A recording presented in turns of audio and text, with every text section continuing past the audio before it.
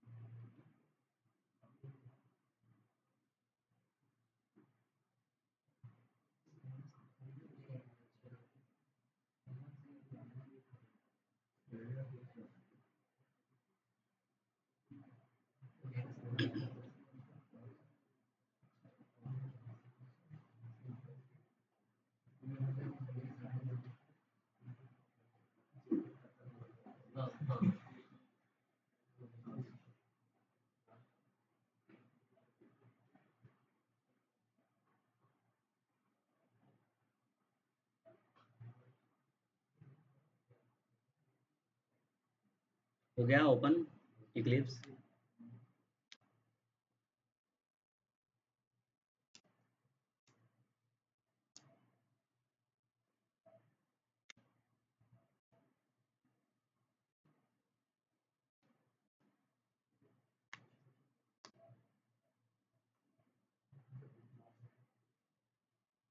मैंने last time बताया था ना।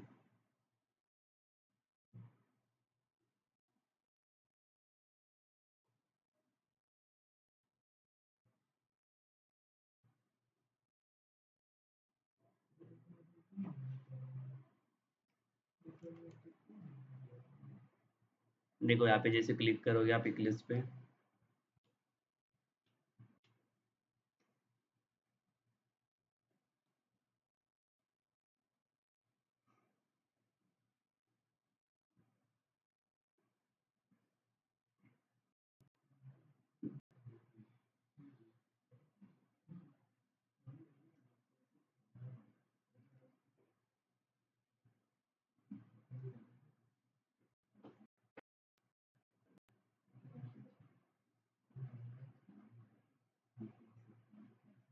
ये वाला ऑप्शन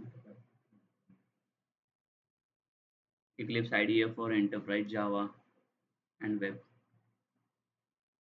इसको सिलेक्ट कर लो तो आगे का प्रोसेस आ जाएगा। देखो इसका ये इंस्टॉल के ऊपर क्लिक करोगे तो इंस्टॉल हो जाएगा, बाकी कुछ नहीं करना है उसको। ठीक है, इंस्टॉल होने के बाद ये इक्लिप्स आप ओपन करोगे तो आपको ऐसे दिखेगा कुछ, आपको एम्प्टी दिखेगा। मेरे पास ऑलरेडी प्रोजेक्ट है इसके अंदर, इसके लिए ऐसे दिख रहा है। ठीक है, सो फर्स्ट अपन देखो यहाँ पे प्रोजेक्ट कैसे क्रिएट करना है इक्लिप्स के अंदर। यहाँ पे अगर आप देखोगे तो फाइल के अंदर देखो यहाँ पे ऑप्शन इसने दिया हुआ है। ठीक है, सो फर्स्ट अपन आपको कहाँ पे जाना है, फाइल में न्यू पे क्लिक करोगे तो यहाँ पे देखो प्रोजेक्ट का ऑप्शन आपको मिलेगा। एंड प्रोजेक्ट के अंदर आपको कौन सा प्रोजेक्ट सिलेक्ट करना है, देखो अभी यहाँ पे एक आपको डायनेमिक वेब प्रोजेक्ट भी मिलता है, बट डायनेमिक वेब प्रोजेक्ट ये होता है आपका एडवांस जावा के लिए, जहाँ पे वेबसाइट एप्लीकेशन सब बनाओगे।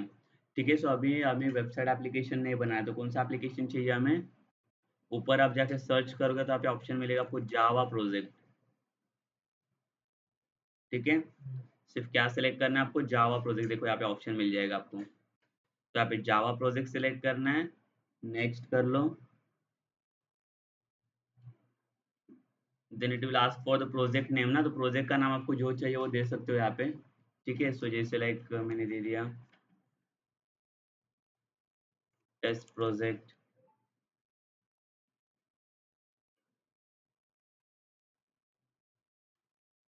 जावा टेस्ट प्रोजेक्ट। ठीक है, कोई भी दे सकते हो, इसके लिए कुछ ये नहीं, स्पेसिफिकेशन नहीं है,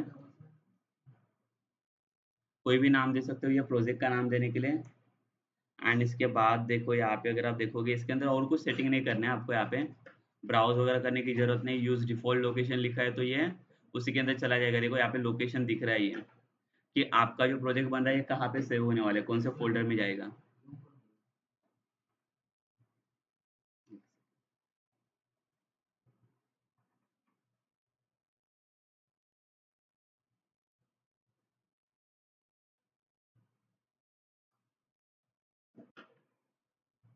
ये वाला दिख रहा है, ये लोकेशन वाला आपका प्रोजेक्ट नाम देने के बाद उसके नीचे आएगा।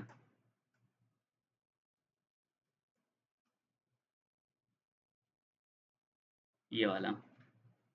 इसका मतलब देखो ये जो मेरा प्रोजेक्ट बन रहा है वो कहाँ पे, इक्लिप्स वर्कस्पेस के अंदर बन रहा है और ये मेरे फोल्डर में सी ड्राइव के अंदर। ठीक है, तो यहाँ पे कुछ भी सिलेक्ट अभी फिलहाल के लिए करना नहीं है, इसका इतना ही सिलेक्शंस करना है आपको। एंड देन नेक्स्ट कहाँ पे जाना है आपको,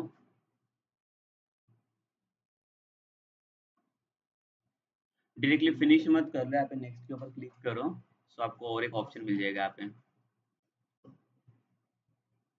ठीक है, नेक्स्ट क्लिक करने के बाद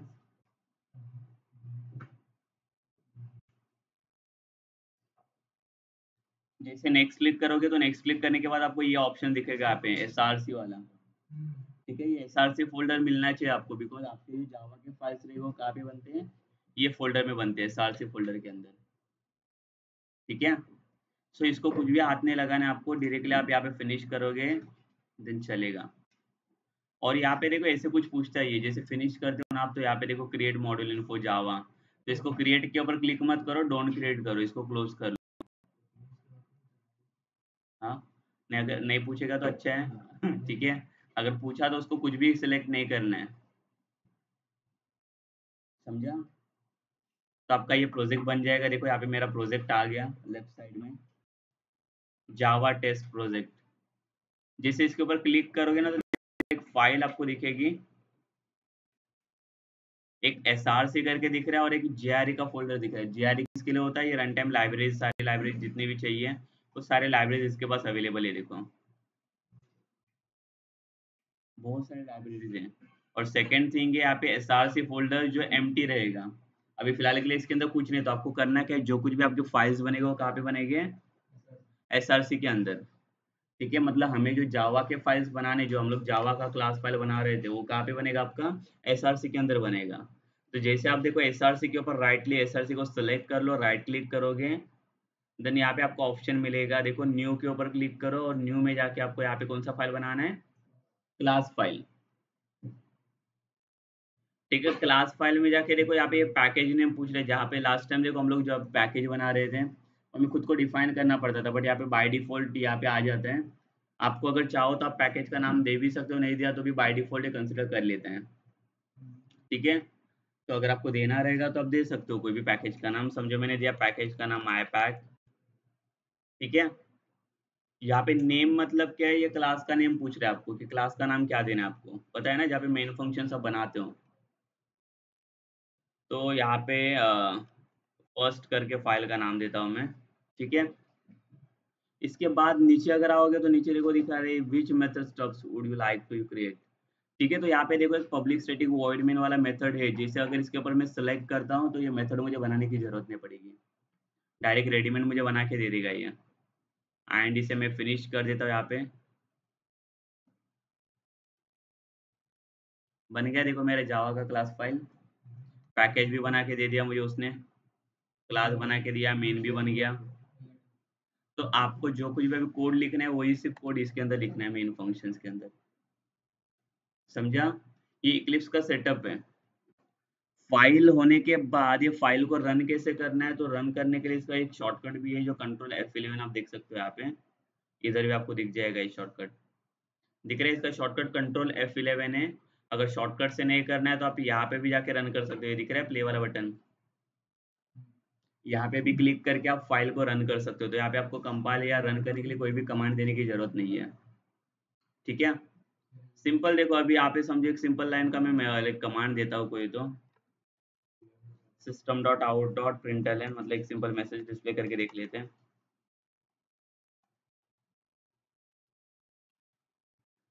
और यहाँ पे मैसेज दिया वेलकम टू जावा। ठीक है, फाइल को सेव कर लो, सेव करने के बाद देखो यहाँ पे अगर मैं क्लिक करता हूँ तो आपका रिजल्ट यहाँ पे दिख जाएगा आपको। ठीक है, कभी कभी इश्यूज आते हैं इसके अंदर, देखो आपको इश्यूज नहीं आएंगे, ये कभी कभी आपका प्रीवियस फाइल अगर चलते रहता है ना तो उसका इश्यूज देता ही है। तो क्या करने का पता है इसके लिए, ये जो आपका फाइल दिख रहा है सिंपल ऑप्शन, इसके ऊपर राइट क्लिक कर लो, जो जावा फाइल आपने बनाया उसके ऊपर राइट क्लिक कर लो, एंड यहाँ पे आपको ऑप्शन मिलेगा देखो रन एज वाला, रन एज के अंदर जाके यहाँ पे टू जावा एप्लीकेशन सेलेक्ट करना है आपको, तो स्पेसिफिक फाइल ये रन कर देगा। ठीक है, समझा? देखो इसमें और कुछ करने की जरूरत नहीं है, डायरेक्ट रिजल्ट मिल जाएगा आपको। आया समझ में सबको ये? तो आप इसके अंदर देखो जितने चाहिए उतने जावा फाइल्स बना सकते हो, तो हर एक जावा फाइल के लिए आपको अलग सेपरेट पैकेज बनाने की जरूरत नहीं है ना। नहीं तो एक एक सेपरेट लाइक क्लास फाइल के लिए आप पैकेज बनाने बैठोगे यहाँ पे। ठीक है, एक ही पैकेज रहेगा और उसके अंदर मल्टीपल फाइल्स आप डिफाइन कर सकते हो फिर। समझा? देखो बना के देखो एक जावा फाइल इसके अंदर। सब लोग पहले प्रोजेक्ट बनाओ।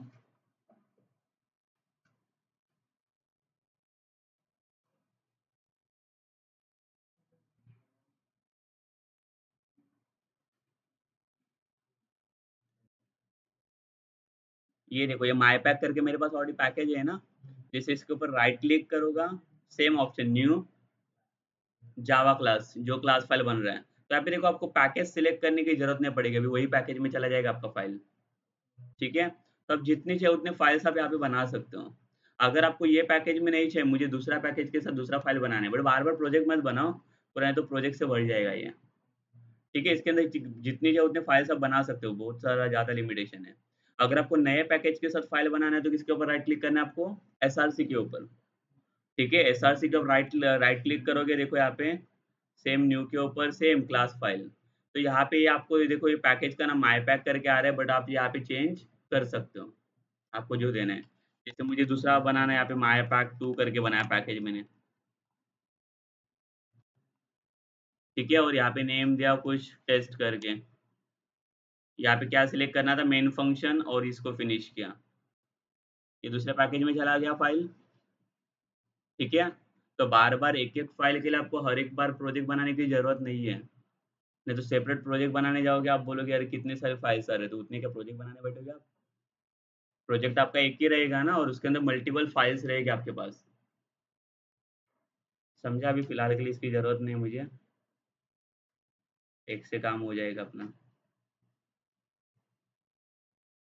समझा? इसे एग्जीक्यूट कैसे करना है? बाकी जावा का कोड तो जावा का ही कोड रहेगा, बाकी उसमें कुछ प्रॉब्लम नहीं है। शॉर्टकट जो था अपना लाइक एसओपी का शॉर्टकट हम लोगों ने करके रखा था, ये वाला। ये भी आप कर सकते हो, देखो इसको सिलेक्ट कर लो। क्या था? कंट्रोल एफ ना। इधर भी सेम ही है, कंट्रोल एफ। रिप्लेस क्या करना है, इसकी जगह पे मुझे चाहिए system dot out dot println. ये भी करके रखो तो आपको बार बार ये करने की जरूरत नहीं पड़ेगी। यहाँ पे देखो रिप्लेस ऑल का ऑप्शन मिल जाएगा आपको।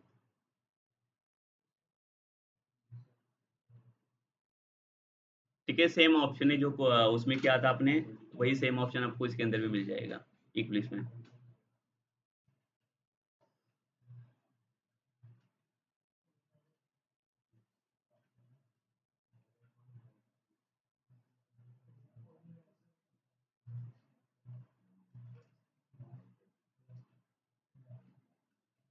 आया समझ में ये?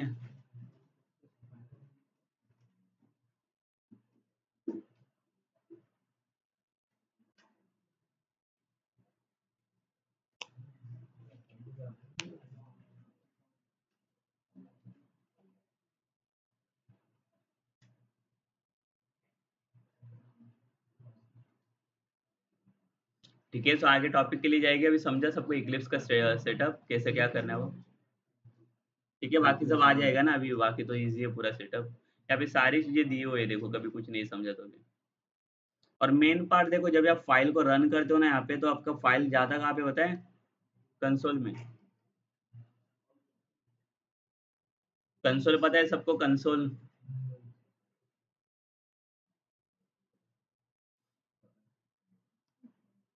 देखो जब भी अगर मैं फाइल यहाँ से रन करता हूँ, मैंने क्या बोला, फाइल को मोस्टली आप ट्राई करो यहाँ से, अगर ये रन करोगे ना, ये बेटर रहता है ऑप्शन। कभी कुछ आपके फाइल में मिसिंग कुछ भी प्रॉब्लम रहेगा, तो स्पेसिफिक फाइल को रन करना बेटर रहता है यहाँ पे।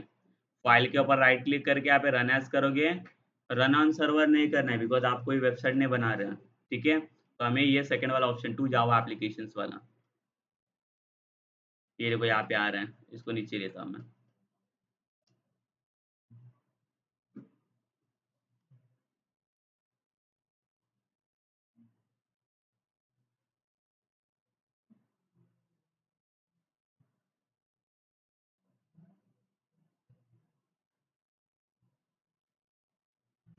ये क्या हो गया?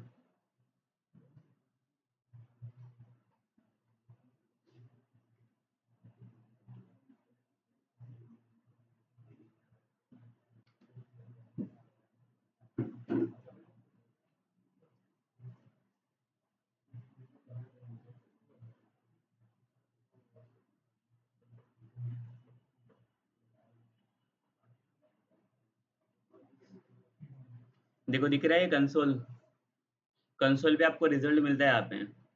अगर ये कंसोल कभी कभी नहीं शो करता है ना, तो यहाँ पे देखो आपके पास ऑप्शन होता है विंडोज में जाके शो व्यू, और यहाँ पे है कंसोल। ठीक है, बट रिजल्ट के बाद आ ही जाता है ये कंसोल, वैसे तो आपको शो कर सर्च करने की जरूरत नहीं पड़ेगी।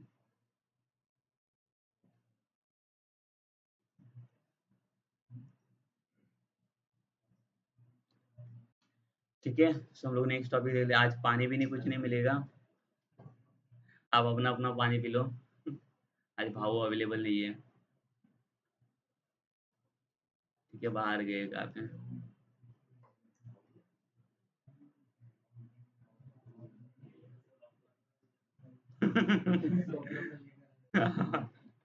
जाओ भरो और लेके आ जाओ।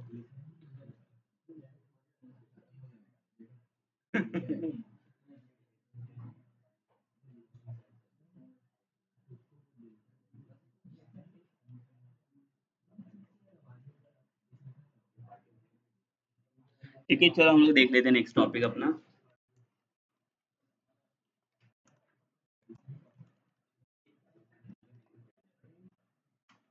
देखो यहाँ पे इंपॉर्टेंट टॉपिक है डेटाबेस, मुझे स्टार्ट करना था, बट डेटाबेस के पहले मैं एक्सेप्शन हैंडलिंग वाला पार्ट स्टार्ट कर रहा हूँ।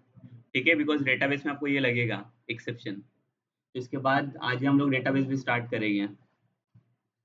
ठीक है, आज इंपॉर्टेंट पार्ट रहेगा अपना, इसको देखो इम्प्लीमेंट करके।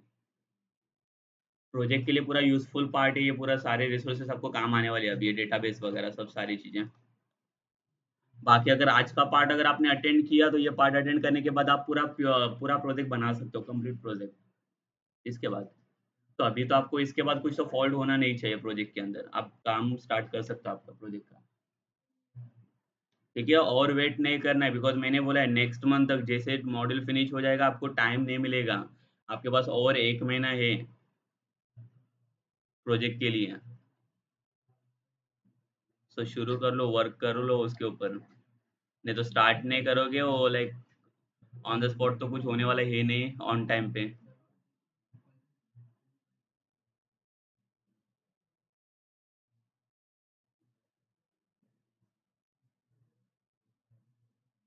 ठीक है, सो देखो बताओ मुझे यहाँ पे व्हाट इज एक्सेप्शन, एक्सेप्शन क्या होता है यहाँ पे। एक्सेप्शन क्या होता है, what is exception. Error, error में कौन से टाइप के एरर्स आते हैं। हाँ, और मतलब दो टाइप के एरर होते हैं, देखो एक कंपाइल टाइम एरर आते हैं और एक रन टाइम एरर। दोनों में डिफरेंस है कुछ, क्या है। कंपाइल टाइम मतलब क्या होता है, सिंटैक्स एरर ना, जो आपको लाइक सेमीकोलन मिस हो गया, कोई वेरिएबल डिक्लेरेशन हुआ आप ही भूल गया, तो जो कुछ भी सिंटैक्स एरर आते हैं उसको हम लोग क्या बोल सकते हैं, compile time error. And what about run time error.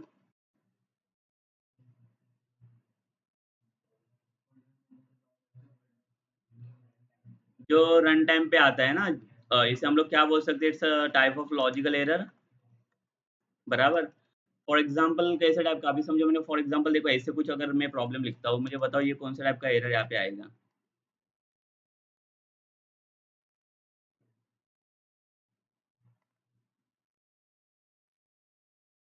ये समझो वेरिएबल में मैंने कुछ वैल्यू दिया,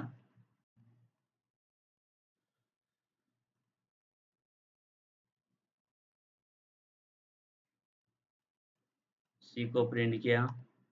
अभी ये प्रोग्राम में कुछ एरर है इसमें, क्या है।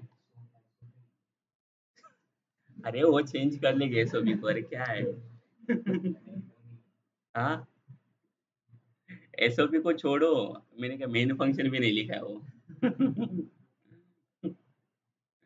क्या आएगा कुछ एरर इसमें, नहीं ना। अभी कौन सा एरर आएगा, तो कंपाइल टाइम एरर आएगा या रन टाइम आएगा। ये कंपाइल टाइम है ना, आपका वैल्यू लोड ही नहीं हो रहा है, तो कहाँ से ये एडिशन करेगा। समझा, तो यहाँ पे कुछ मिस्टेक हो गया, समझो मैंने यहाँ पे कुछ वैल्यू दे दिया, चलो 3 दे दिया, यहाँ पे सेमीकोलन भूल गया, तो सिंटैक्स ना फिर से ये भी कंपाइल टाइम में चला जाएगा। बट अगर देखो ये पूरा अगर मैं करेक्ट बना देता हूँ, और इसको मैंने क्या किया, ये बराबर ना। डिवीजन आता है सबको। 3/0 कितना आता है? 0। कितना आता है? 0 आता है। 3/0 क्या आता है? हाँ। अरे डिवाइड कभी किया है कि नहीं? 0 से कोई वैल्यू डिवाइड होता है? नहीं ना। वैल्यू इनफाइनाइट में चला जाता है, तो ये एक टाइप का एरर हो गया ना, बट ये कंपाइल टाइम एरर में नहीं आएगा। ये कभी आएगा आपको? रन टाइम पे मिलेगा ये एरर आपको। सिमिलरली अगर मैं ऐसे देता हूँ, देखो मुझे बताओ इसमें क्या एरर आएगा।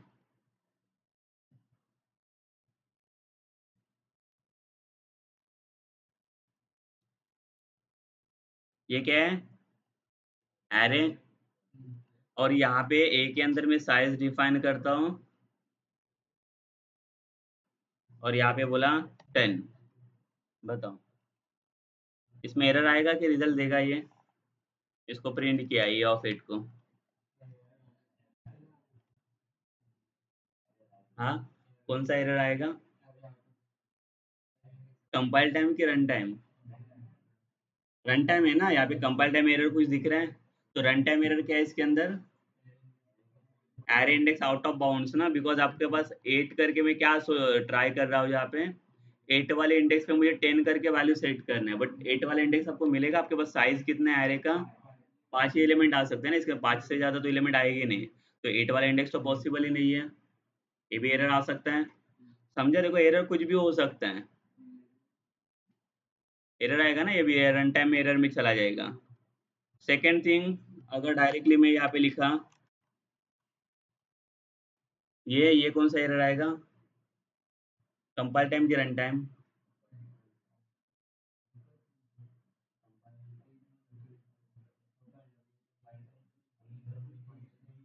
ये डिफाइन नहीं है। बराबर। तो ये एक्चुअली अगर देखा है तो टाइप एरर में भी जा सकता है ना। टाइप एरर में जा सकता है कि नहीं? ए का वैल्यू या ए डिक्लेयर ही नहीं है, तो कहाँ से क्या आएगा वैल्यू उसका? बराबर। तो उसमें भी जा सकता है। मतलब समझा? देखो जो लॉजिकल एरर होते हैं, लॉजिकल मतलब जिसमें कुछ रन टाइम के साथ जो वैल्यू आपका पास किया जाता है उसको हम लोग क्या बोलेंगे? लॉजिकल एरर है ना। जो कंपाइल टाइम कुछ भी आपको मिस्टेक नहीं होगा। तो हम लोग जो एक्सेप्शन की बात कर रहे हैं यहाँ पे, तो ये एक्सेप्शन कौन सा टाइप का एरर है? कंपाइल टाइम है, रन टाइम है? एक्सेप्शन। एक्सेप्शन मतलब एरर है ना, बट एरर ये कौन सा टाइप का है? तो इसको हम लोग बोलते हैं ड्यूरिंग रन टाइम एरर। ठीक है, तो जो आपका रन टाइम एरर आता है, वो रन टाइम एरर को हम लोग क्या बोलते हैं? एक्सेप्शन बोलते हैं। बट इसको हमें करना क्या है? हैंडल करना है ना। ये हैंडल कैसे होगा? अभी देखो रन टाइम एरर की वजह से क्या होता है पता है? क्यों हैंडल किया जाता है इसको बताओ मुझे। कंपाइल टाइम एरर तो हैंडल करने की जरूरत नहीं पड़ती है ना। डायरेक्टली सॉल्व कर सकते हैं हम लोग, कुछ भी ये प्रॉब्लम्स आता है तो इसे क्यों हैंडल करना पड़ेगा हमें? बिकॉज इसके वजह से होता क्या है पता है? समझो कभी कुछ आपने अगर प्रोजेक्ट के ऊपर काम करते हो, समझो हमने 1000 लाइन का कोड लिखा। ये एरर ऐसे है ना कि एक एरर की वजह से पूरा 1000 लाइन्स ऑफ कोड को ब्लॉक कर देता है ये। कितना भी लाइन्स ऑफ कोड लिखो फिर, मतलब एक छोटे से एरर के लिए, एक छोटे से रन टाइम एरर के लिए पूरा प्रोजेक्ट आपका ब्लॉक कर देता है ये। समझा? तो ये एक रिस्क है ना। मतलब इतना पूरा प्रोजेक्ट बना के मेरा फायदा क्या हो गया फिर एक एरर की वजह से? तो हमें ऐसा कुछ करना पड़ेगा जिसको मैं लाइक ये कर सकता हूँ। एप्लीकेशंस में भी देखा रहेगा, एप्लीकेशंस में ये बहुत सारे टाइप का आपको दिखता है एरर। एंड्रॉयड एप्लीकेशंस अगर आप यूज करते हो, एंड्रॉयड एप्लीकेशन में देखा है ना, देखो फोर्स स्टॉप करके आता है एप्लीकेशन में। वो किसकी वजह से आता है? ये रन टाइम एरर की वजह से। मतलब एप्लीकेशन को कुछ मीनिंग ही नहीं है ना फिर इतना सब बना के। पूरा आपका जो कुछ भी आप एफर्ट दोगे वो सारे वेस्ट है आपके फिर। समझा? तो ये अगर नहीं होना चाहिए, इसके लिए हमें क्या करना पड़ेगा? इसको कुछ तो हैंडल करना पड़ेगा, बट एक्चुअली इसे सॉल्व नहीं किया जाता है। ये सॉल्व नहीं होते। इसे क्या कर सकते हैं हम लोग? इसे सिर्फ हैंडल कर सकते हैं। ठीक है, उस टाइम तक मैं उसका सॉल्यूशन दे सकता हूँ, बट पूरा सॉल्व नहीं होता है ये। तो इसका सॉल्यूशन क्या होता है फिर? कैसे हैंडल कर सकते हैं इसको? तो उसके लिए आपको क्या करने पड़ेगा? एक्सेप्शन ब्लॉक यूज करने पड़ेंगे ना, जो आपको इसके अंदर हेल्प करेंगे। कौन से एक्सेप्शन ब्लॉक आते हैं? ट्राई ब्लॉक, सेकेंड, देन एक थ्रो, एंड एक फाइनली। ये 4 ब्लॉक आते हैं जिसके हेल्प से आप क्या कर सकते हो, एक्सेप्शन को हैंडल कर सकते हो। ठीक है, बट एक्सेप्शन में भी अगर आपने देखा रहेगा 2 टाइप के एक्सेप्शन आते हैं ना, कौन से टाइप के एक्सेप्शन होते हैं? ये कौन से टाइप के एक्सेप्शन होते हैं? एक्सेप्शन एक ही है ना, रन टाइम ही है। बट कौन से टाइप के हो सकते हैं? तो इसमें देखो 2 टाइप के होते हैं, एक बिल्ट इन एक्सेप्शन और दूसरा यूजर डिफाइन ना, जिसको हम लोग क्या बोल सकते हैं, कस्टम एक्सेप्शन। ये आपका कस्टम टाइप हो गया, समझा? ठीक है, ये बिल्ट इन एक्सेप्शन हो गया और ये आपका यूजर डिफाइन एक्सेप्शन हो गया, जिसको कस्टम एक्सेप्शन हम लोग बोलते हैं। आया समझ में? तो यहाँ पे बिल्ट इन और कस्टम एक्सेप्शन में क्या डिफरेंस रहेगा बताओ? बिल्ट इन मतलब जो पहले से डिफाइन है ना, प्री डिफाइंस रहते हैं, और यूजर डिफाइन मतलब जो यूजर खुद से डिफाइन करता है। दोनों में से सबसे ज्यादा काम क्या आता है आपको, बिल्ट इन वाला या यूजर डिफाइन वाला? बिल्ट इन वाला। इंडस्ट्री लेवल पे जाओगे तो वो लोग मोस्टली इसके ऊपर काम करते हैं, यूजर डिफाइन के ऊपर। आप कोई इंटरव्यू के लिए भी जाओगे ना, तो इंटरव्यू में क्वेश्चन आपको यूजर डिफाइन एक्सेप्शन के ऊपर पूछा जाता है, आपको खुद का एक्सेप्शन बनाने के लिए, बिकॉज इसमें कुछ डिफिकल्टीज नहीं है, ये बहुत ईजी है, जो पहले से अवेलेबल ही है उसके अंदर। बट आपको अगर खुद का एक्सेप्शन बनाना रहेगा तो वो कैसे बनाएंगे?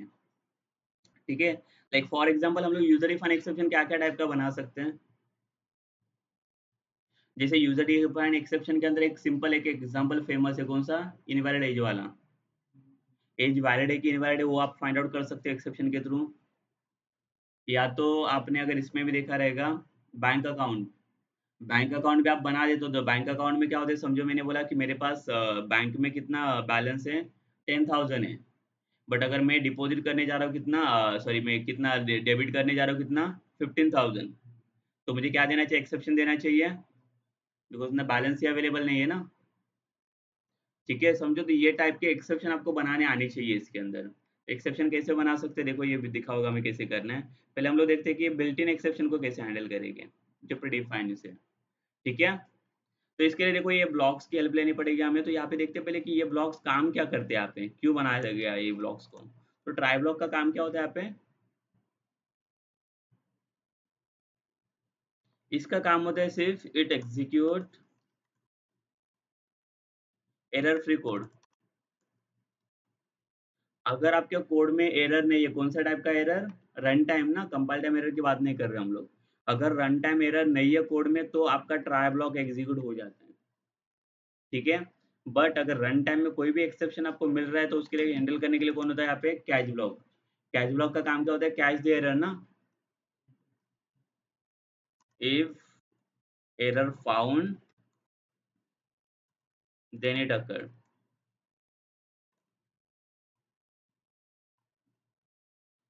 थ्रो क्या करेगा फिर? देखो अभी यहाँ पे ये if else की तरह काम करे ना, फिर ट्राई एंड कैच।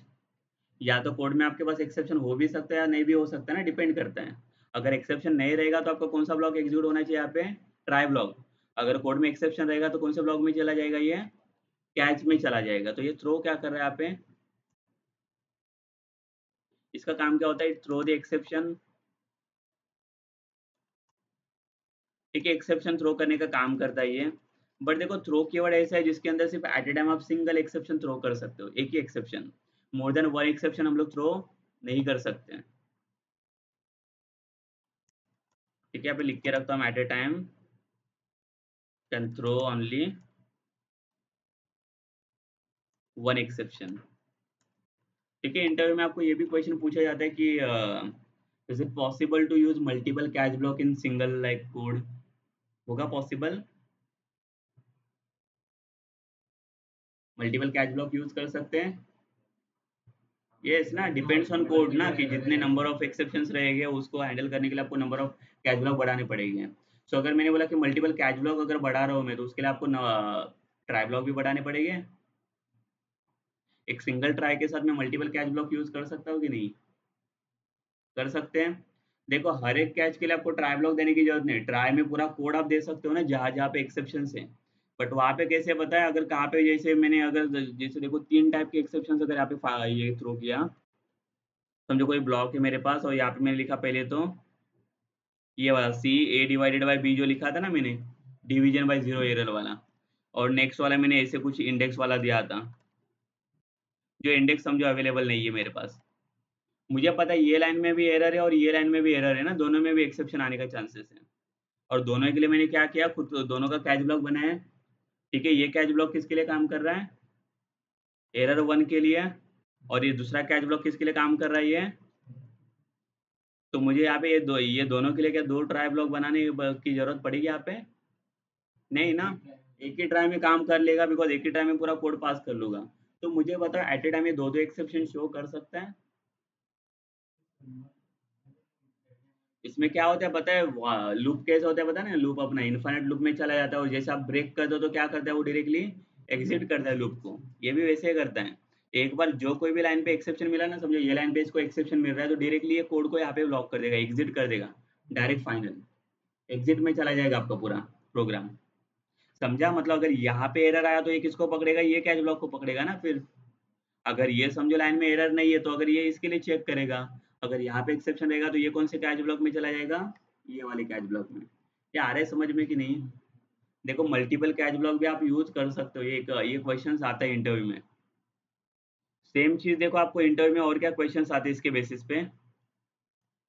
पहले तो वो आपको नॉर्मल डेफिनेशन ही पूछेगा कि एक्सेप्शन होता है क्या और क्यों, लाइक कैसे हैंडल किया जाता है एक्सेप्शन को। ठीक है, यहाँ पे आपको ये भी डिफरेंस पूछा जाता है, थ्रो वर्सेस थ्रोज, पता ही है क्या डिफरेंस रहेगा दोनों में। हाँ बराबर, थ्रो में कैसे एट ए टाइम सिर्फ सिंगल एक्सेप्शन थ्रो करता है ना ये। अगर मोर देन वन एक्सेप्शन को थ्रो करना है देन थ्रोज कीवर्ड हम लोग यूज कर सकते हैं। और कीवर्ड देखो कौन से डिफरेंशिएट करते हैं, जो हम लोगों ने ये यूज किया, फाइनली वाला लिखा है यहाँ पे। यहाँ पे 3 कीवर्ड आते हैं, एक फाइनल करके भी आता है, एक फाइनली आता है, और एक फाइनलाइज। इसमें भी बहुत सारे लोग कंफ्यूज होते हैं।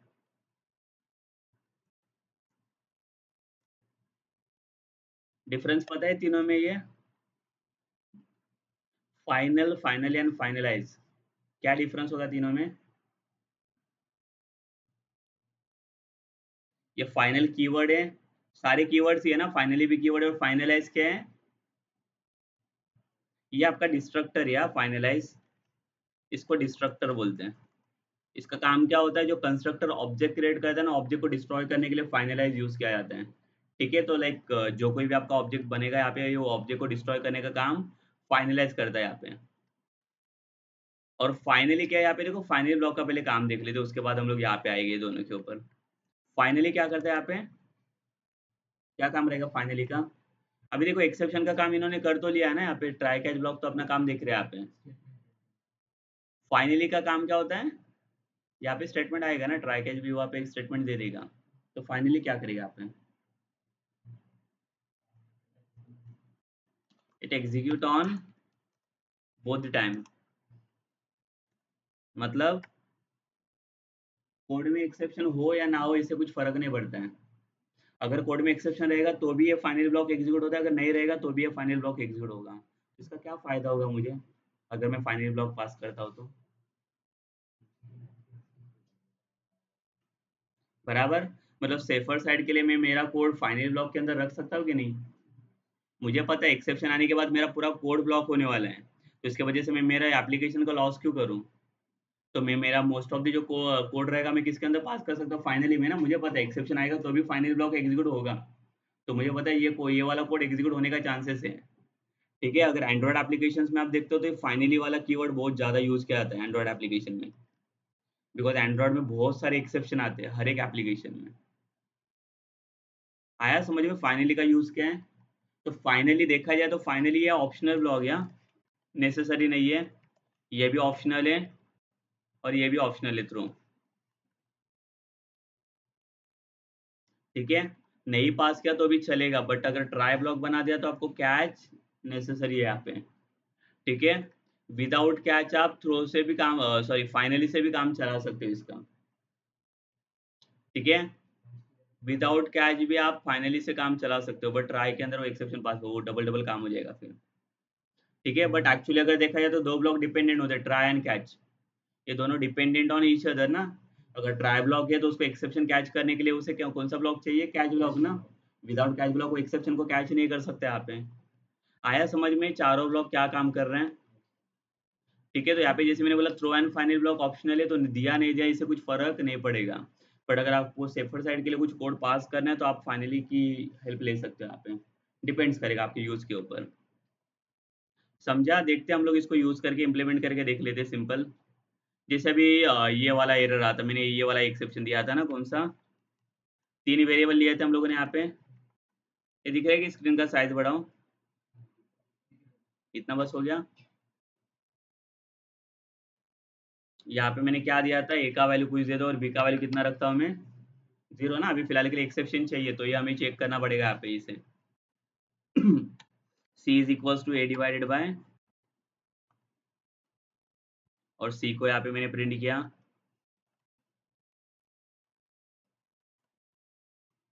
क्या आएगा इसका रिजल्ट?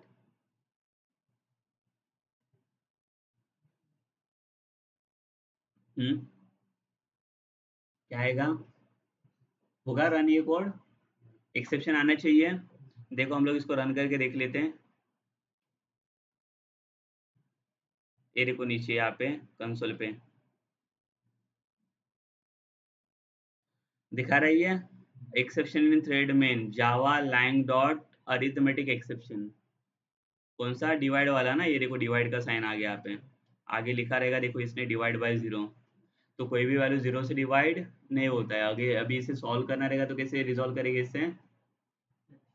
एक्सेप्शन ब्लॉक चाहिए आपको।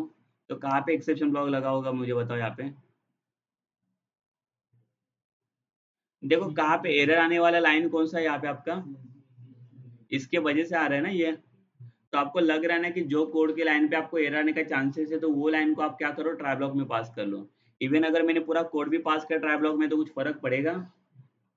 ठीक है, अगर आपको आइडिया नहीं है कि कहाँ पे कौन से लाइन पे एरर आ रहा है बट मैं फाइंड आउट नहीं कर पा रहा हूँ, तो क्या करो, सिंपल पूरा कोड ही ट्राई ब्लॉक के अंदर पास कर लो। समझा? बाकी वो चेक कर लेगा, जहाँ पे एक्सेप्शन है वहाँ पे वो बड़ा प्रॉपर चेक कर सकता है और उसी के बेसिस पे काम करेगा वो। तो मैं क्या करता हूँ, देखो इसके ऊपर ही क्या करता हूँ, कौन सा ब्लॉक बना देता हूँ, ट्राई ब्लॉक। और ये जो आपका कोड है पूरा, ये कहाँ पे डालूंगा मैं, पूरा कोड आ गया। देखो यहाँ पे एरर दे रहा है ये, देखो क्या बोल रहा है ये, syntax error, insert finally to complete block statement. या तो फाइनली स्टेटमेंट दे दो या तो कैच ब्लॉक देना पड़ेगा जो एक्सेप्शन को कैच कर सकता है। बिकॉज ये डिपेंडेंट ब्लॉक है तो इसको कैच ब्लॉक देते हैं हम लोग, चलो एक्सेप्शन हैंडल करने के लिए कैच। बट कैच में देखो, ये कैच ब्लॉक के अंदर मैंने देखो पैरामीटर पास किया हुआ है, ट्राई ट्राई ब्लॉक में मैंने कुछ नहीं किया बिकॉज ट्राई ब्लॉक एल्स के लिए काम करता है। अगर कुछ एक्सेप्शन नहीं रहेगा तो डायरेक्टली डिस्प्ले करना, बट अगर एक्सेप्शन है तो कौन से टाइप का एक्सेप्शन आ रहा है उसको भी आपको फाइंड आउट करना पड़ेगा ना। तो फाइंड आउट करने का काम कौन करे यहाँ पे, कैच ब्लॉक। तो मुझे बताओ, आप जब भी कोई कोड करोगे सॉफ्टवेयर के अंदर भी, तो आपको पता रहेगा कि कौन से टाइप का एक्सेप्शन आएगा उसके अंदर। हमें तो आइडिया भी नहीं रहता ना कि क्या टाइप का एक्सेप्शन आ सकता है, बट हमें पता है कि एक्सेप्शन आएगा, पॉसिबिलिटीज है। अगर समझो एक्सेप्शन नहीं है तो भी मैंने अगर ट्राई कैच ब्लॉक पास किया तो क्या होगा, कुछ प्रॉब्लम होगा? नहीं ना, एक सेफर साइड के लिए हम लोगों ने पास करके रखा है। अगर कुछ चांसेस है, अगर आएगा एक्सेप्शन तो वो हैंडल कर सकते हैं वहां पे, करेक्ट ना। तो यहाँ पे देखो, अगर आपको पता नहीं कि कौन से टाइप का एक्सेप्शन यहाँ पे आने वाला है, तो यहाँ पे एक बिल्ट इन एक्सेप्शन का कीवर्ड आता है जिसको बोलते हैं हम लोग एक्सेप्शन। एक्सेप्शन कीवर्ड, इसका काम क्या होता है बताएं? It can handle any type of exception. तो कोई भी टाइप का एक्सेप्शन आने दो, फिर array index out of bounds exception आने दो या अरिथमेटिक आने दो, कोई भी टाइप का एक्सेप्शन ये हैंडल कर सकते हैं एक्सेप्शन। या तो आप इसके जगह पे देखो, यहाँ पे एक्सेप्शन का नाम इसने दिया, कौन सा एक्सेप्शन आता है इसके पहले, अरिथमेटिक ना। तो आपको ऐसे लिखना पड़ेगा, क्या बेटर है मुझे बताओ, अरिथमेटिक एक्सेप्शन लिखोगे या सिर्फ डायरेक्टली एक्सेप्शन लिखो? बिकॉज हमें पता है एक्सेप्शन डायरेक्टली क्या करेगा, कोई भी टाइप का एक्सेप्शन रहेगा तो भी उसे हैंडल कर लेगा। बट इसके साथ आपको क्या करना है, एक ऑब्जेक्ट पास करना है कोई तो। ऑब्जेक्ट का नाम मैंने क्या दिया, ई, कोई भी दे सकते हो आप। तो ई किसको डिफाइन कर रहा है, एक्सेप्शन को ना। और इसको आप अगर चाहो तो थ्रो भी कर सकते हो, थ्रो का काम क्या होता है, एरर को थ्रो करना है ना। या तो आप उसको सिंपल डिस्प्ले भी कर सकते हो एक्सेप्शन को।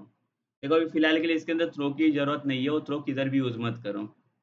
ठीक है, वो कस्टम एक्सेप्शन में आपको ज्यादा काम आ जाए थ्रो कीवर्ड। आया समझ में?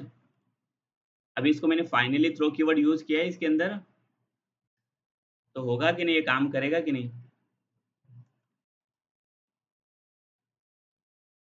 करना चाहिए ना। देखो इसको सेव करता हूँ मैं, और यहाँ पे रन करके देख लेते हैं हम लोग। बाकी मैंने कुछ डाला नहीं है देखो इसके अंदर। ठीक है, अभी कोई एक्सेप्शन आ रहा है आपको? पहला जो आ रहा था वो, उसकी वजह से पूरा कोड ब्लॉक हो रहा था आपका। देखो अभी यहाँ पे बता रहा है आपको कि ये वाला एक्सेप्शन है आपके कोड में, बराबर, डिवाइड बाय जीरो। और एक्सेप्शन भी थ्रो करके दिखा रहे हैं कि अरिथमेटिक एक्सेप्शन वाला टाइप का एरर आ रहा है इसके अंदर। ठीक है, बट हमें ये भी नहीं डिस्प्ले करना है, तो ये वाला नहीं चाहिए मुझे।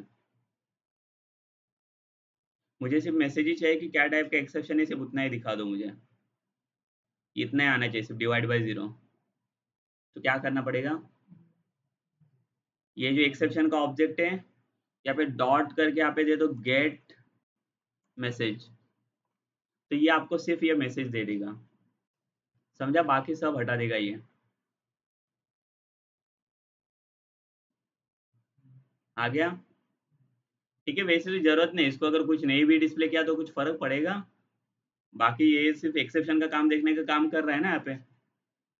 फाइनली कहाँ पे पास करेंगे, फाइनली ब्लॉक इसके नीचे है। चलो यहाँ पे लिखा मैंने फाइनली। फाइनली में ब्रैकेट वगैरह कुछ नहीं रहेगा। यहाँ पे मैंने मैसेज दिया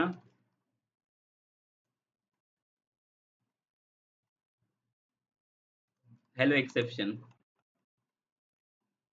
तो मुझे बताओ अभी इसका रिजल्ट क्या आएगा, अगर ये कोड में रन करता हूँ तो। मेरे पास ट्राई भी है, कैच ब्लॉक भी है, और फाइनली भी है अभी। तो क्या है रिजल्ट देगा ये वाला लाइन प्रिंट होना चाहिए कि नहीं होना चाहिए, हेलो एक्सेप्शन वाला? होना चाहिए ना, बिकॉज मैंने क्या बोला, अगर एक्सेप्शन हो या ना हो उससे कुछ फर्क पड़ता नहीं है। वो ऑलवेज लाइक हर एक टाइम पे वो डिस्प्ले करता ही है वैल्यूज को, बराबर। तो देखो इसको अगर मैं रन करता हूँ तो देखो इसका रिजल्ट, ये समझा ये? बट सेम चीज देखो मैं क्या करता हूँ अभी, देखो क्या फर्क पड़ता है। पहले इसने किसको डिस्प्ले किया, एक्सेप्शन को ना।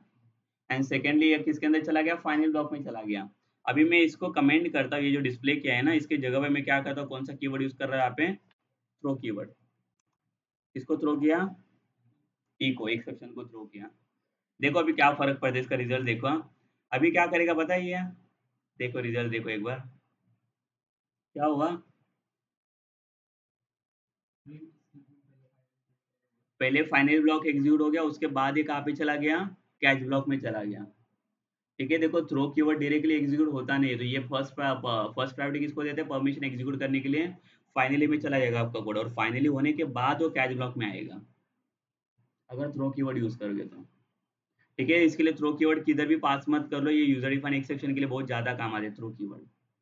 तो फिलहाल के लिए आपको अगर कुछ एक्सेप्शन प्रिंट करना रहेगा तो डायरेक्टली आप क्या कर सकते हो, इसके थ्रू, ये मैसेज के थ्रू डिस्प्ले कर लो।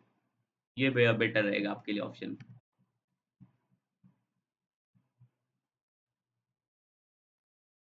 ये समझा सबको ये? इसको बिल्ट इन एक्सेप्शन बोलेगे या कस्टम एक्सेप्शन बोलेगे? ये बिल्ट इन है ना, ये हम लोगों ने खुद से कुछ बनाया हुआ नहीं है, तो पहले ही डिफाइन वाला एक्सेप्शन है, जीरो डिवीजन वाला। देखो सब लोग इसे इम्प्लीमेंट करके पहले।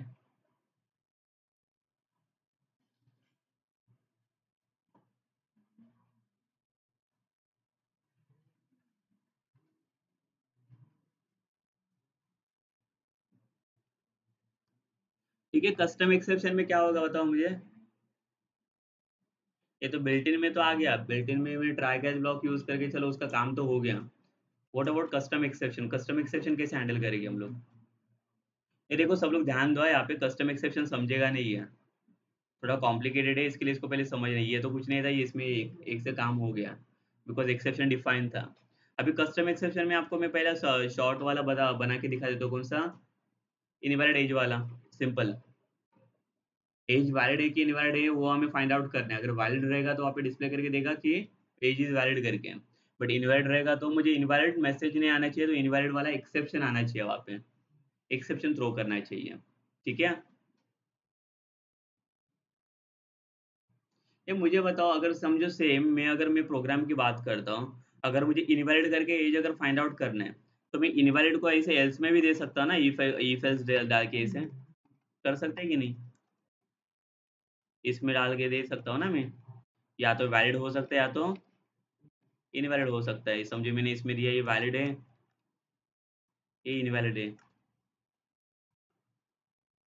तो मुझे बताओ मैं एक्सेप्शन क्यों पास कर रहा हूँ फिर इधर? क्या ज़रूरत है कस्टम एक्सेप्शन पास करने की? इफ एल्स से भी तो हो जाएगा ना, इधर से इससे ही काम हो जाएगा इसका। तो इसमें और एक्सेप्शन में क्या फ़र्क पड़ेगा? क्यों एक्सेप्शन चाहिए मुझे? हाँ, और एक्सेप्शन में? हाँ, बट ज़रूरत क्या है? हमें सिर्फ़ यही चाहिए ना, इनवैलिड है करके वो फाइंड आउट करना है। तो फिर क्यों चाहिए एक्सेप्शन हमें यहाँ पे? डायरेक्ट कंडीशन में दे दूँगा एज कितना होना चाहिए? ग्रेटर दैन इक्वल्स टू 18 ना? अगर 18 और 18 मोर दैन है तो एज वैलिड रहेगा, अगर नहीं है तो इनवैलिड रहेगा, सिंपल। 3-4 लाइन का प्रोग्राम है, तो मैं क्यों एक्सेप्शन में डिफाइन करने जा रहा हूँ बताओ मुझे?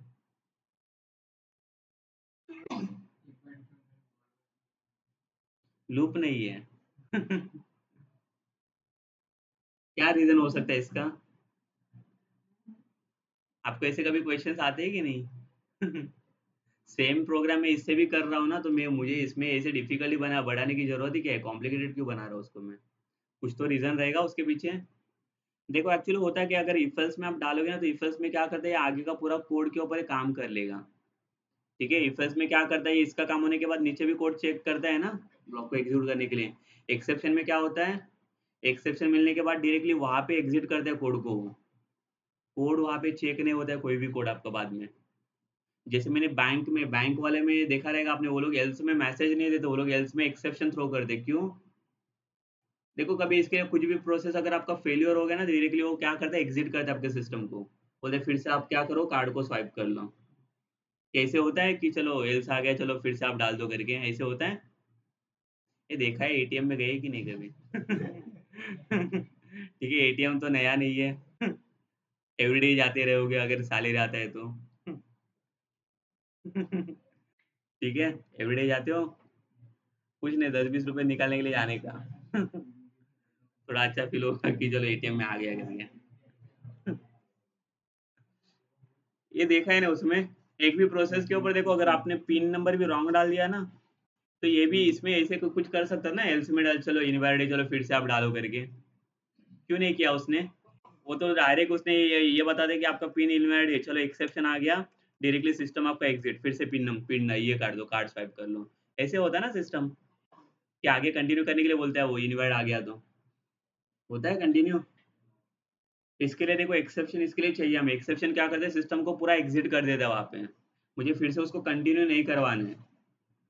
ठीक है? आगे से कंटिन्यू नहीं होना चाहिए। इफ एल्स क्या करेगा, उसका लॉजिक कंप्लीट होने के बाद आगे फिर से जाएगा ना, कोड के अंदर कंटिन्यू करते रहेगा ये कोड को। बट एक्सेप्शन क्या करेगा, ये आगे नहीं जाने देगा। एक बार हो गया ना काम इसका, एक्सेप्शन मिला ना, वहाँ से एग्ज़िट करके वो स्टॉप कर देगा कोड को। ये समझा कि नहीं? ये डिफरेंस है दोनों में। ना नहीं तो हम लोग में इससे काम कर लेता था ना, इससे तो ये तो एकदम ईज़ी हो जाता था। ठीक है? इसकी हेल्प तो लगेगी, बट हमें एक्सेप्शन थ्रो करने की ज़रूरत पड़ेगी यहाँ पे। वो कैसे करना है वो दिखाता हूँ मैं अभी। ठीक है? सब लोग ध्यान दो यहाँ पे, ये समझने के लिए थोड़ा-सा कॉम्प्लिकेटेड जाएगा, बट समझेगा।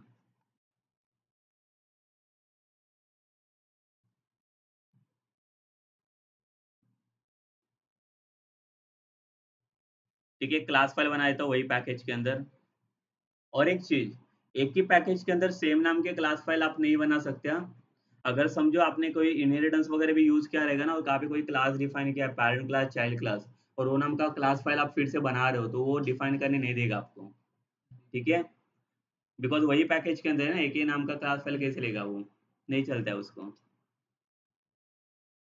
ठीक है? तो इसका नाम मैं देता हूँ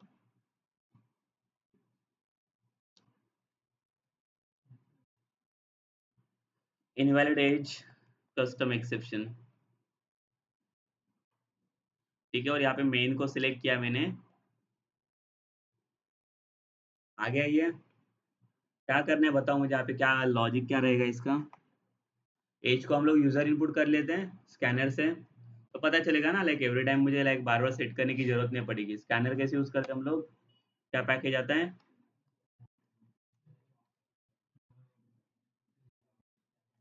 स्कैनर और स्टार जो चाहिए वो दे सकते हो। ठीक है। इसके बाद यहाँ पे ऑब्जेक्ट चाहिए आपको स्कैनर का, is equals to new,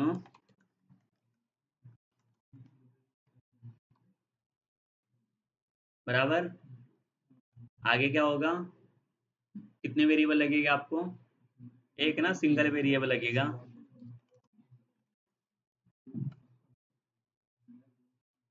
as को यूजर इनपुट करने के लिए क्या आएगा, एक तो पहले मैसेज देंगे हम लोग, एंटर एज करके, देन आगे क्या आएगा, age is equals to S C dot, यहाँ तक सबको आता है।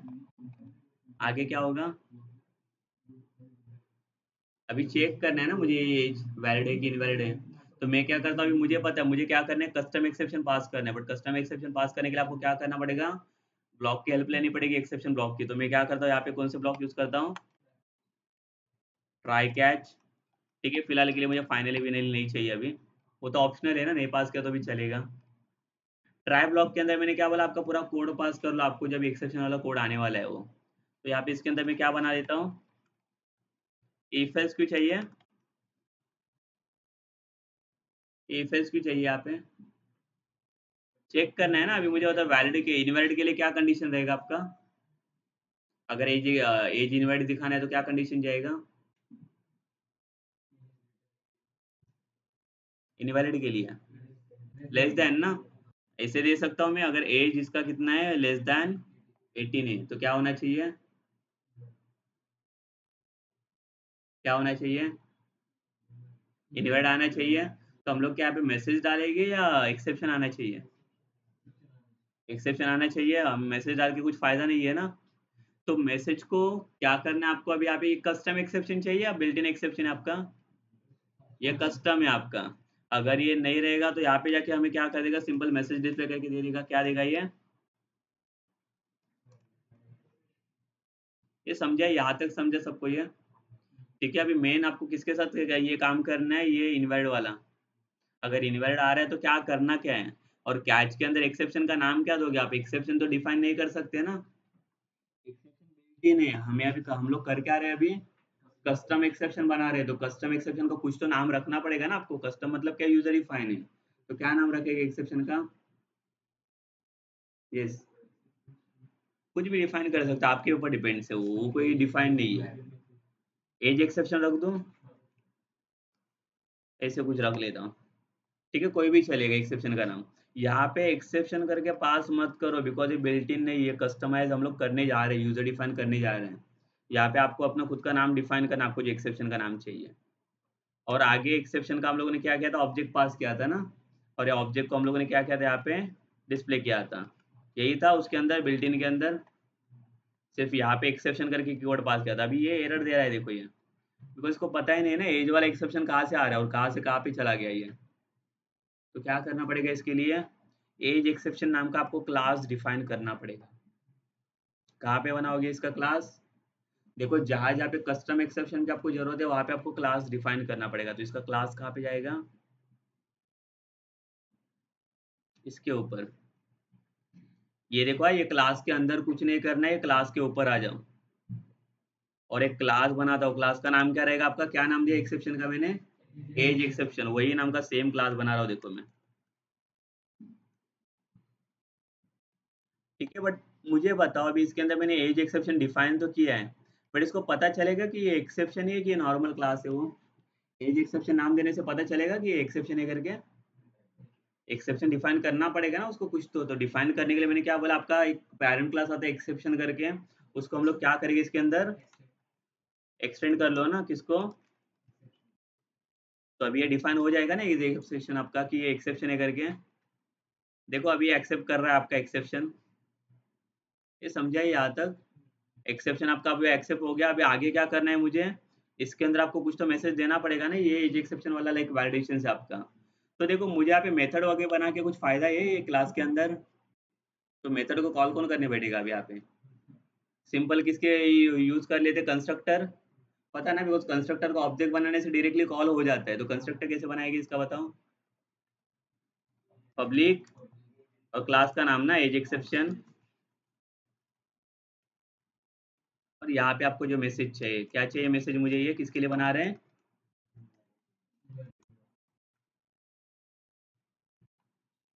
ये समझा क्या कर रही है?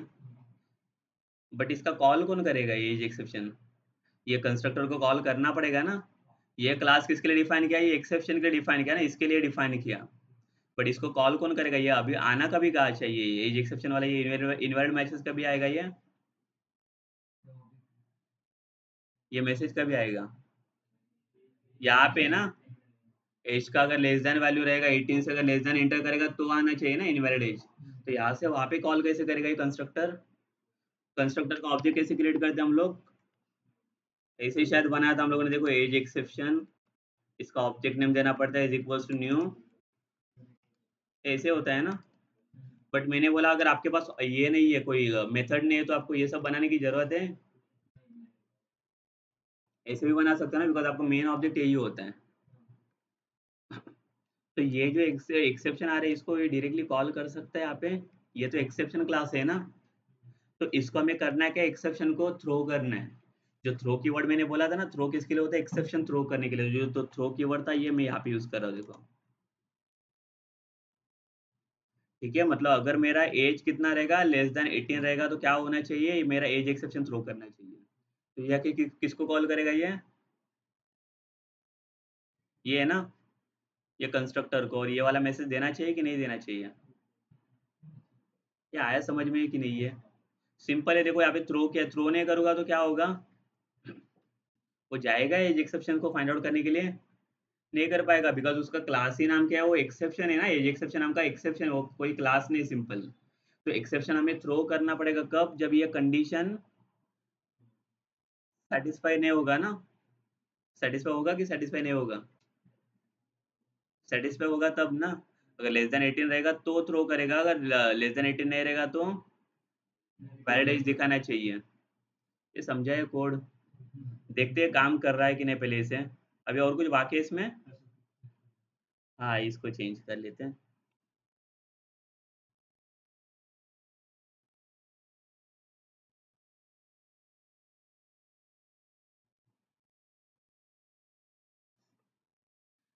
करेगा काम ये? देखो रन करके देख लेते इसे।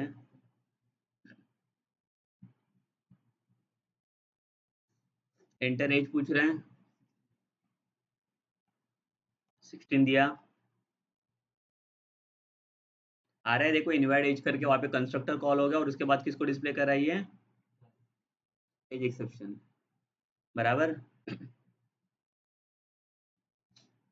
फिर से वैलिड डाल के तो देखो वैलिड में काम कर रहा है कि नहीं है।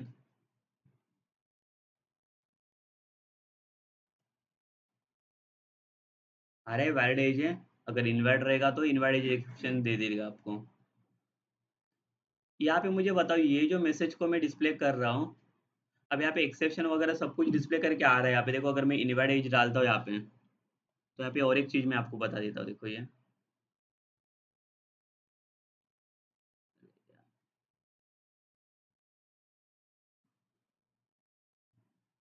ये जो आ रहा है, देखो यहाँ पे समझो मैंने डाला है यहाँ पे 15। ये जो एक्सेप्शन आपको आ रहा है, माई पैक डॉट एज एक्सेप्शन करके डिफाइन कर रहा है।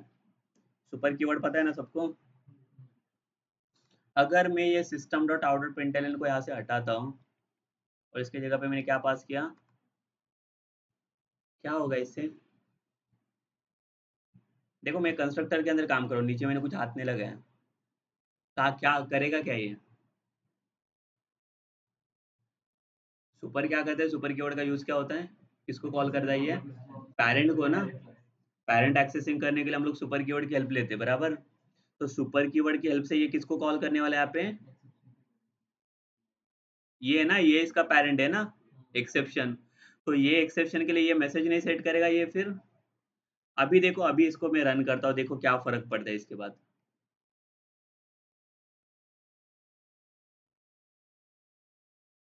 एज डाला है यहाँ पे,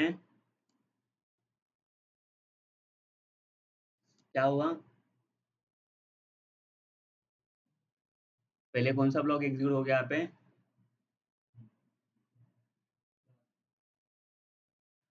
ये कुछ डिफरेंस समझा दोनों में कि नहीं? पहले में क्या हुआ था? ये पहले कंस्ट्रक्टर पहले एग्जीक्यूट हो रहा था ना, और उसके बाद एक्सेप्शन आपका आ रहा था। इसमें क्या हुआ? पहले एक्सेप्शन कॉल किया ना उसने सुपर कीवर्ड से, वो सुपर कीवर्ड बाद में कॉल हो रहा है।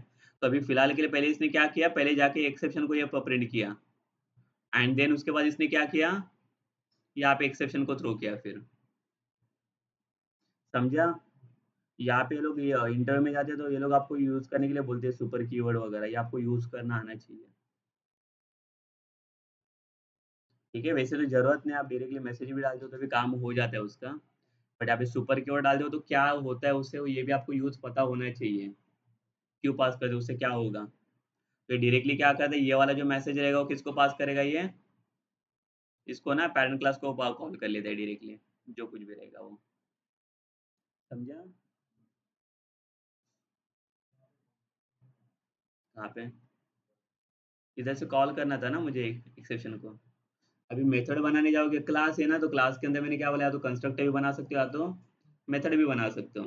बट मेथड बनाओगे तो अलग से ऑब्जेक्ट बनाओ और ऑब्जेक्ट से अलग से कॉल करना पड़ता है आपको। कंस्ट्रक्टर कैसे, ऑब्जेक्ट बनाने के बाद डायरेक्टली कॉल हो जाता है ना वो। ये समझा ना कंस्ट्रक्टर क्यों बनाया, डबल डबल काम हो जाएगा ना, नहीं तो थ्रो कैसे करोगे फिर मेथड को। अगर मैं समझो कंस्ट्रक्टर की जगह पे आप अगर मेथड बनाता था तो क्या होता था, मेथड को कैसे थ्रो करोगे। ऑब्जेक्ट थ्रो करना पड़ता है ना, यहाँ पे कैसे क्लास का एक्सेप्शन है ना, एज एक्सेप्शन, इसके लिए उसका ऑब्जेक्ट थ्रो कर रहे हैं, मेथड को थ्रो नहीं कर सकते वहाँ पे इनडायरेक्टली। समझा?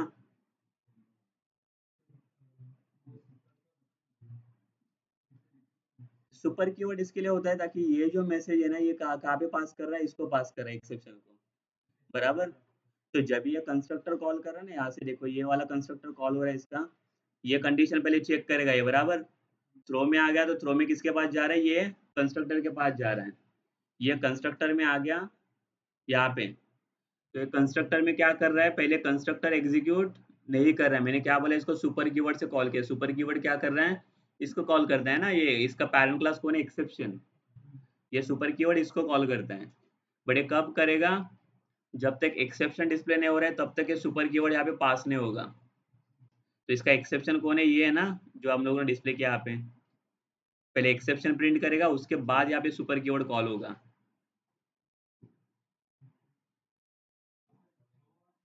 हाँ, देखो मैंने क्या बनाया यहाँ पे, थ्रोज का बता देता हूँ मैं, उसमें क्या होता है वो। देखो इधर फिलहाल के लिए अभी तक हम लोगों ने थ्रो को ही यूज किया, थ्रोज को अभी मैंने फिलहाल के लिए। हाँ,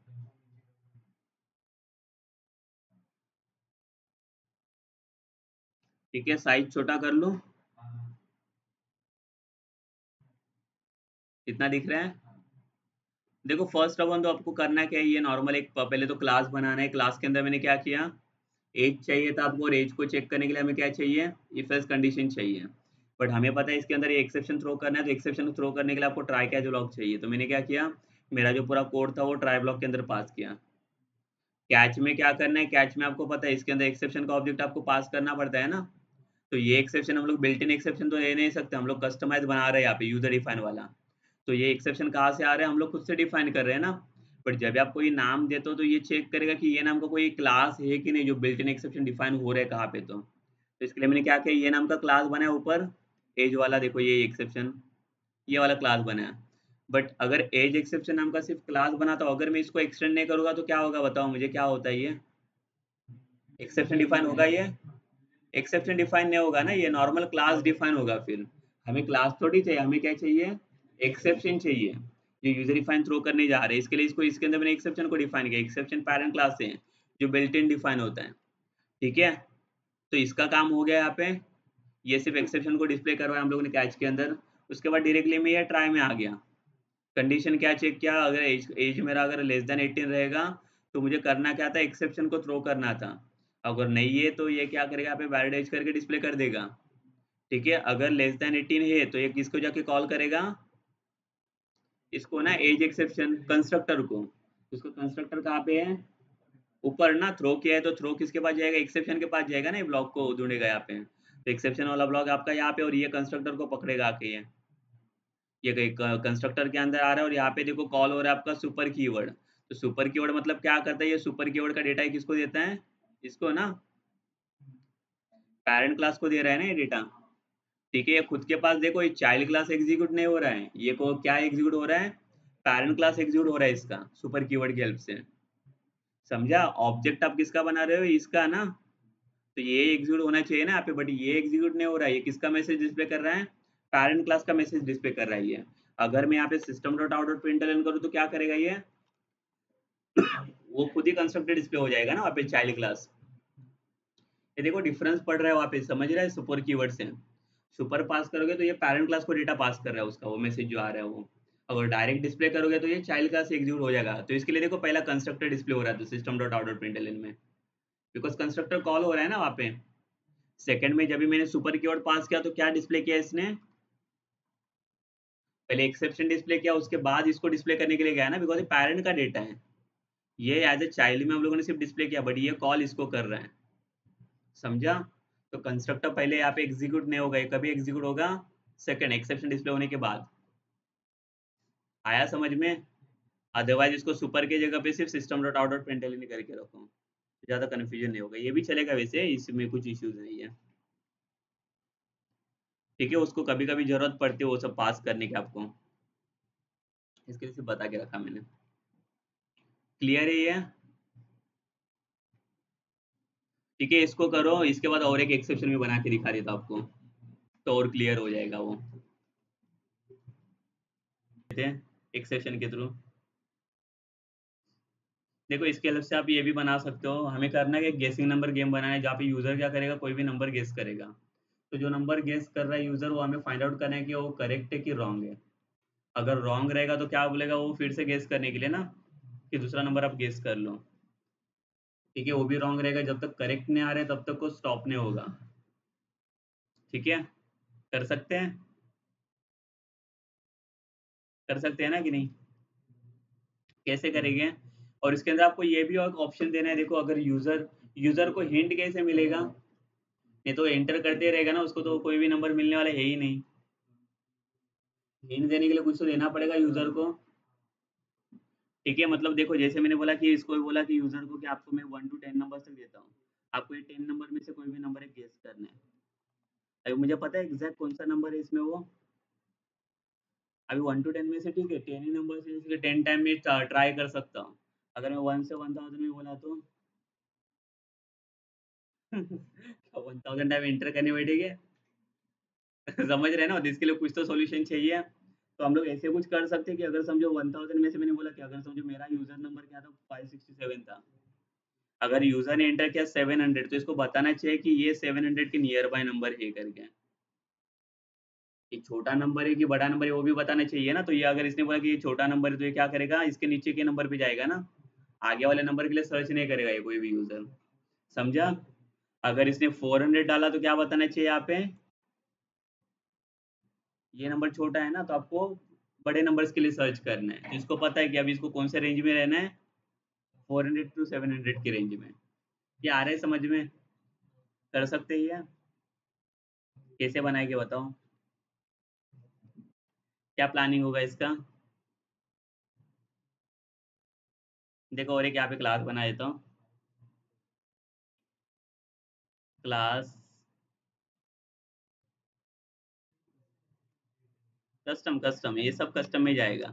इसमें देखो मल्टीपल कैच ब्लॉक यूज करता हूँ मैं, मल्टीपल एक्सेप्शन क्लास आएगी इसके अंदर। ठीक है, कोड थोड़ा बड़ा हो जाएगा देखो।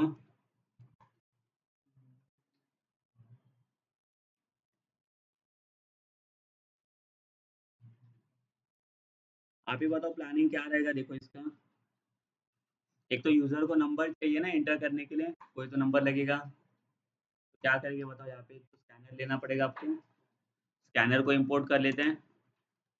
देखो ध्यान दो यहाँ पे, नहीं तो समझेगा नहीं, ये भी बहुत बड़ा कोड बनेगा इसके अंदर। सेम ही करना है, जो पहला वाला किया है ना वैसे के वैसे सेम करना है, जो पहला जिसको समझाने रहेगा ये तो समझेगा, सेम पैटर्न से करना है। ठीक है, यहाँ पे स्कैनर का पहले मैं क्या करता हूँ, ऑब्जेक्ट बना लेता हूँ।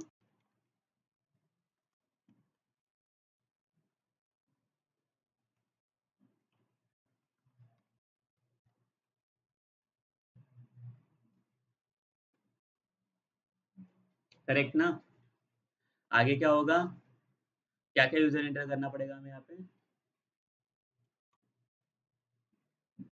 एक ये देता हूँ मैं जी नंबर, गेसिंग नंबर जो गेस करना है उसे। और यूजर एंटर करने के लिए क्या देना पड़ेगा हमें यहाँ पे,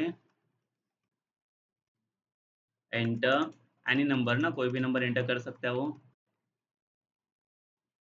ठीक है, कोई कोई यूजर पागल होता है, बताए क्या करता है, बताए उसको अगर 1 to 100 बोले ना तो वो 1000 एंटर करने बैठता है वहाँ पे। ठीक है उसने पढ़ना चाहिए, ऊपर मैसेज में लिखा है ना 1 to 100 में एंटर करना है, तो 1000 क्यों एंटर कर रहा है वो, आएगा उससे। कोई भी नंबर एंटर करने, मतलब उसने बोला है ना, रेंज दिया हुआ है उसने कि किसके अंदर आपको एंटर करना है। तो इसको स्कैन करता हूँ मैं, देखो जी नंबर को यहाँ पे इसी डॉट। ठीक है, आगे क्या होगा,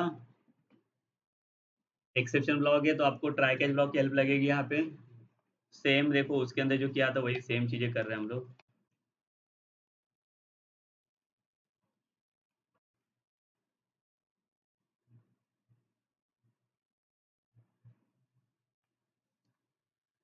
क्या जाएगा ट्राई में, लॉजिक, लॉजिक क्या जाएगा इसमें,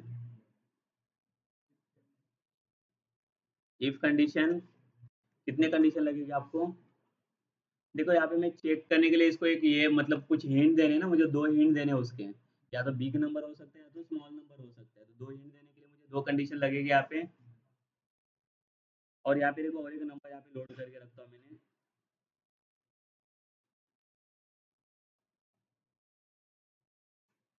आर नंबर, रिजल्टिंग नंबर। इसको कुछ सेट करके रख लेते हैं ना हम लोग इसको, कौन सा वेरिएबल, कौन सा नंबर सेट करके रखेंगे इसको गेसिंग के लिए, कोई भी सेट कर लो, समझो मैंने सेट किया यहाँ पे 67। ठीक है, मतलब यूजर को कौन सा नंबर गेस करना है, 67 गेस करना है उसे। तो क्या कंडीशन आएगा आपका यहाँ पे, एक देखो ईफ लगा देता हूँ, एक एल्सिफ लगा देता हूँ। ठीक है, अभी एल्स वाला में कुछ कंडीशन नहीं दे रहा है यहाँ पे, सिर्फ ईफ और एल्स वाला देता हूँ, ईफ और एल्सिफ वाला। तो क्या कंडीशन आएगा मुझे बताओ, अगर इसके स्मॉल के लिए चाहिए रहेगा, मुझे बताना है यूजर को कि आपने जो नंबर एंटर किया वो स्मॉल नंबर है गेसिंग नंबर से, तो क्या कंडीशन रहेगा यहाँ पे,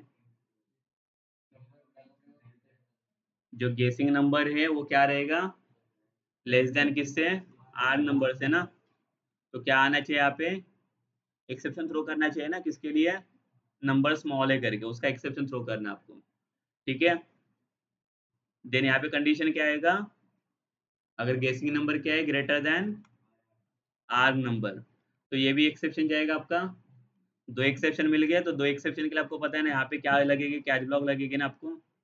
तो एक कैच में मैंने क्या किया, स्मॉल नंबर का वाला बना देता हूँ मैं, इसका ऑब्जेक्ट क्या बना दे, इवन। और किसके लिए चाहिए,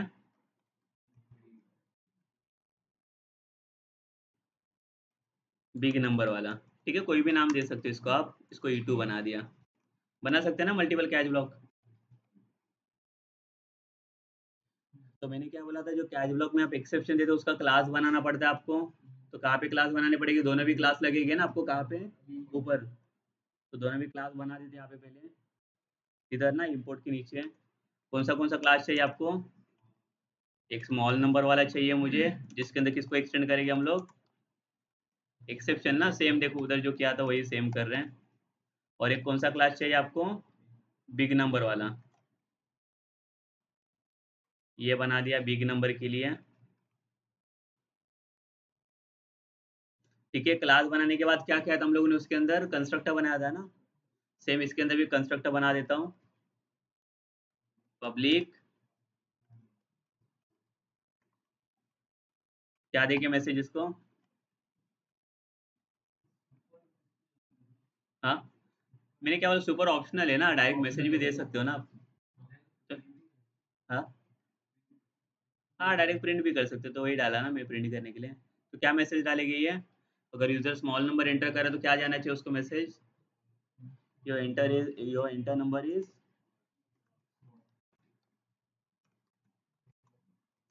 स्मॉलर देन गेसिंग नंबर ना।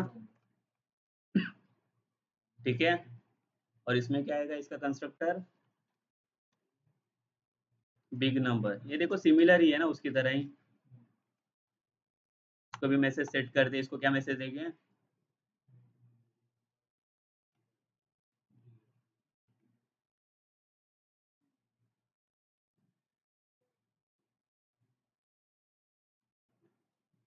हो गया इसका काम, दो कंस्ट्रक्टर का, दो क्लास बन गए। अभी किसके पास जाना पड़ेगा आपको?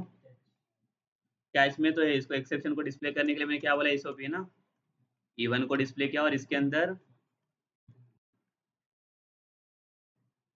नेक्स्ट, यहाँ पे बताना पड़ेगा ना, इधर क्या थ्रो करना पड़ेगा ना एक्सेप्शन आपको। तो लेस देन रहेगा तो ये किसको थ्रो करेगा? स्मॉल वाले को ना। तो किसका पे ऑब्जेक्ट बनेगा? न्यू स्मॉल नंबर वाला ना, ऐसे आएगा। और ये किसको थ्रो करेगा?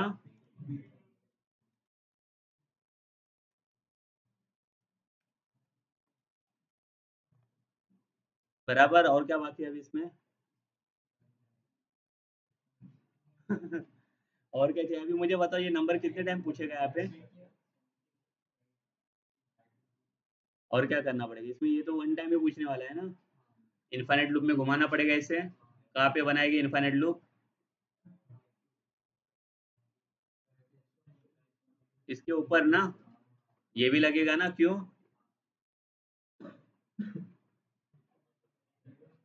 ये क्यों जाए, नहीं तो ये वन टाइम ये पूछेगा ना। और आगे से ये लूप में डाल के फायदा क्या है फिर इनफाइनाइट लूप में? इसको लगेगा ये। कौन सा, वाइल वाला डालेंगे, फॉर लूप वाला इनफाइनाइट डालेंगे? इसके ऊपर वाइल बना दिया। यहाँ से लेके कहाँ तक जाएगा ये? पूरे कैच तक। और इसके बाद नेक्स्ट,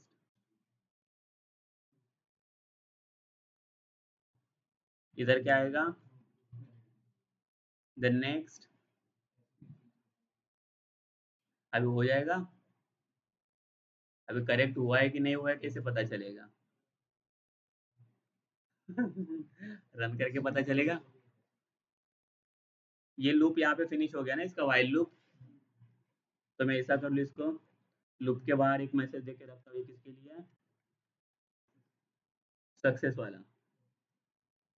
ठीक है, पहले देखते हैं काम करता है कि नहीं अभी ये लॉजिक।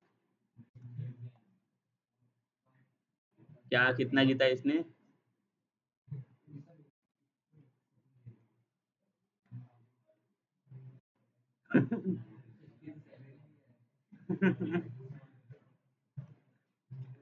ठीक है, इसको एसओपी को चेंज कर लेता हूँ पहले।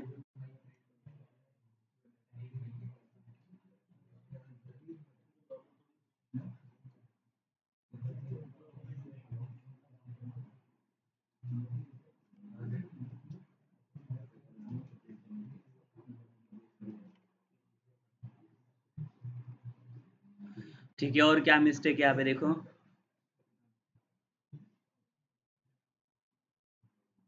ये बराबर है यहाँ पे, ये इधर क्यों आ रहा है? Unreachable code. यहाँ पे लूप बराबर क्लोज हो रहा है ना अपना।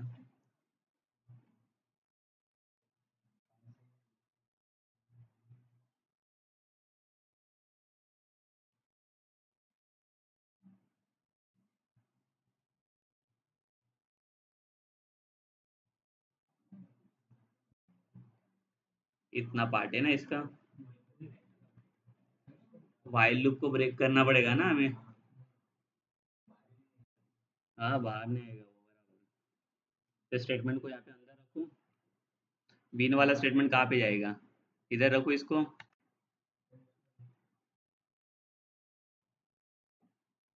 देखा यहाँ पे? एल्स में डालोगे तो भी चलेगा।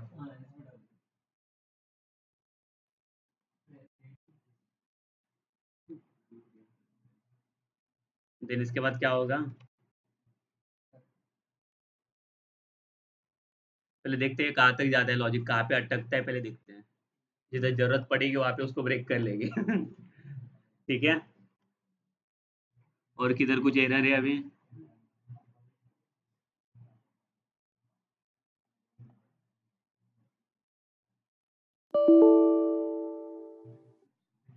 ठीक है, वही ये वाला आता है, रुको।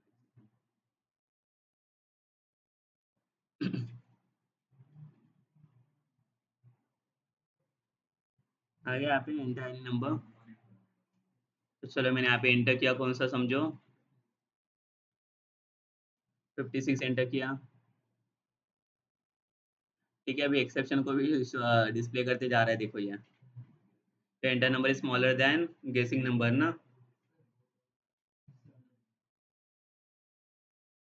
हाँ,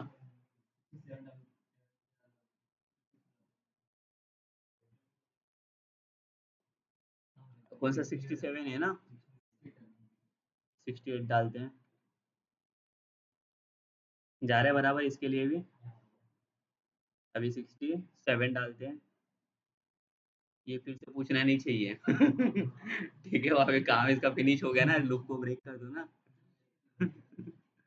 ठीक है, बार बार किधर बार बार बोलते यार, ये जीत गया तो भी फिर से क्यों डालो अभी।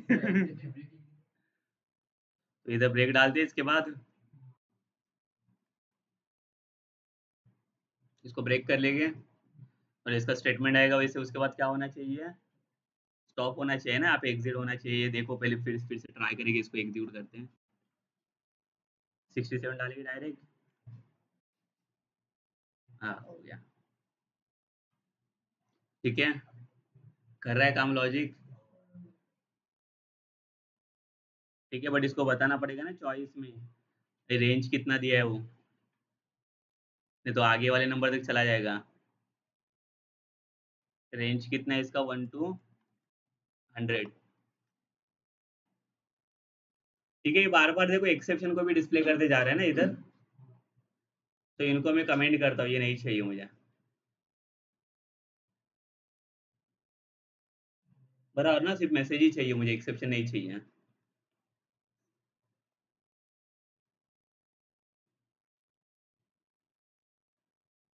ठीक है, कोई भी नंबर देखो डाला है, यहाँ पे 89 डाला, आ रहा है बराबर। बिगर नंबर 78 डाला, 23 डाला, स्मॉलर आ रहा है, 34, 56, 60। हाँ, दे सकते हो, वो आपको बनाना पड़ेगा। ठीक है, तो ये भी आपका एक प्रोजेक्ट भी बन सकता है इसका, ये प्रोजेक्ट बन सकता है कि नहीं।